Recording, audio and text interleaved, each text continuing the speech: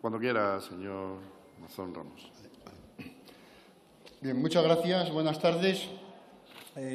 Señorías, bien, después de oír al ministro Planas en la interpelación de la semana pasada sobre los criterios del Gobierno de España en relación con la ganadería extensiva y los purines, hemos presentado esta moción que consta de 3 puntos.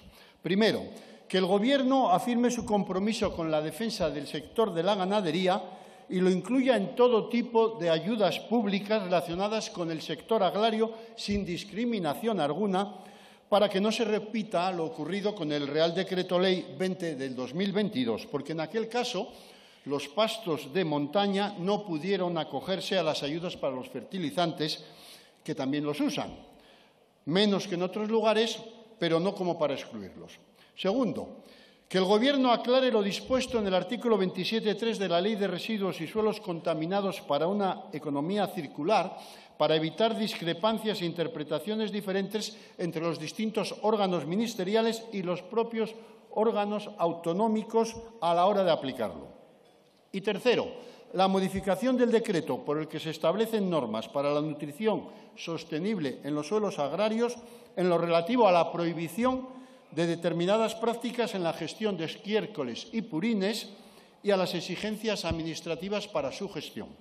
Esto supone una carga económica más ya para el muy afectado sector ganadero y, además de resultar ineficiente, en el caso de los pastos de montaña, y en particular ocurre en las zonas de la cordillera cantábrica.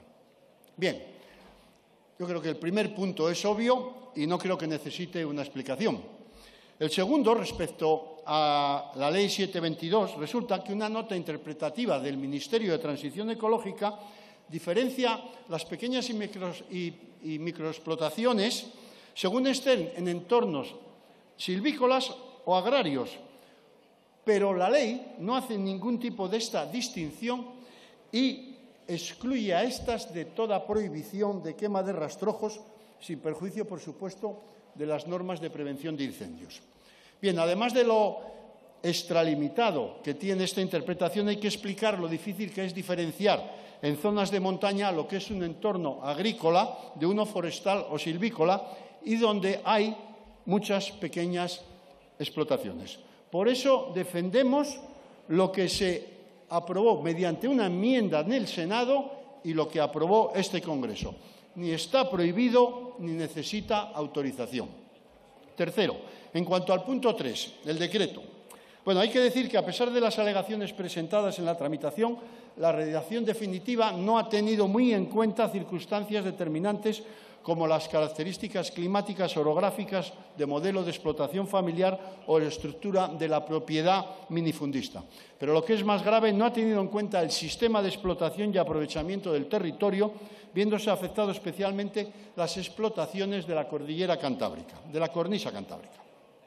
El resultado es que las exigencias de esta normativa resultan en algunos casos de imposible cumplimiento y añaden más gastos a los ya elevados costes de producción de nuestras explotaciones ganaderas y, en consecuencia, abocan a su abandono. Proponemos 2 pequeños ajustes para apoyar a las explotaciones extensivas sin por ello reducir las expectativas de cumplimiento de objetivos medioambientales. España ya ha cumplido con Europa con la publicación del decreto y nuestra propuesta no le quita peso a este decreto, sino que más bien lo mejora. Ya contamos con herramientas legales para caracterizar las explotaciones bovinas, con un marco claro para definir lo que es la explotación extensiva, que no existía durante las primeras fases de la elaboración del decreto. La ganadería extensiva se caracteriza por un elevado empleo del pasto para la alimentación del ganado, porque en el pasto la orina del ganado se infiltra rápidamente en la tierra, evitando el contacto con el aire y las pérdidas de amoníaco.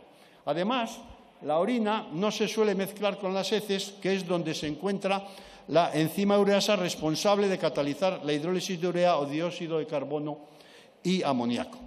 No contribuye a la contaminación de los suelos.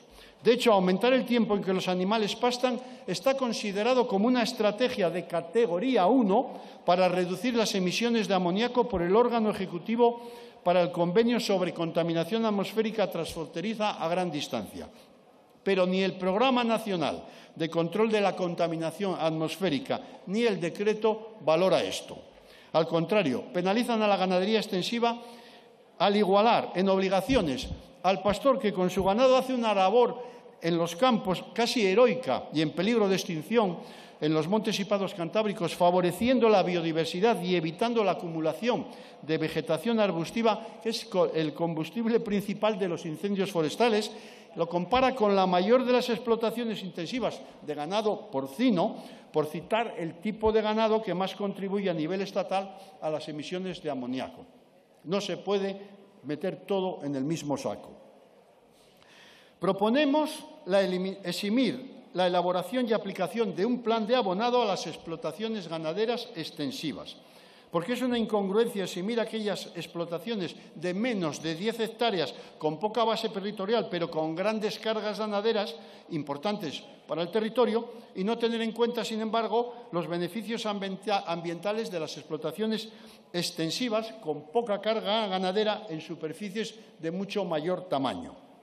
Esta exención, además, ahorraría costes decisivos, como la contratación de un asesor para la elaboración del plan de abonado y las obligadas analíticas del suelo. Y, en segundo lugar, aunque se tuvieron en cuenta las dificultades orográficas, algo se tuvo en cuenta para la aplicación de purines y se recogieron excepciones en la aplicación de estos en los sistemas de plato o abanico, se permitía el uso en recintos de pendientes superiores al 10%, pero la norma obligaba a medidas de mitigación. De las 7 medidas del anexo 5, o son inadecuadas o son inaplicables para la aplicación en la práctica de esto. Por lo tanto, también proponemos la exención de esta obligación de las medidas a las explotaciones ganaderas. Y para eliminar reticencias, admitiríamos incluir en alguna de las enmiendas la exención siempre que la aplicación de los estiércoles sólidos o purines se limite a la propia explotación ganadera. Nosotros somos prácticos y realistas y, por lo tanto, espero su apoyo para aprobar esta moción y que el Gobierno actúe en consecuencia. Muchas gracias. Muchas gracias, señor Mazón. Para la defensa de las enmiendas formuladas por sus grupos intervienen, en primer lugar, por el Grupo Parlamentario Vox.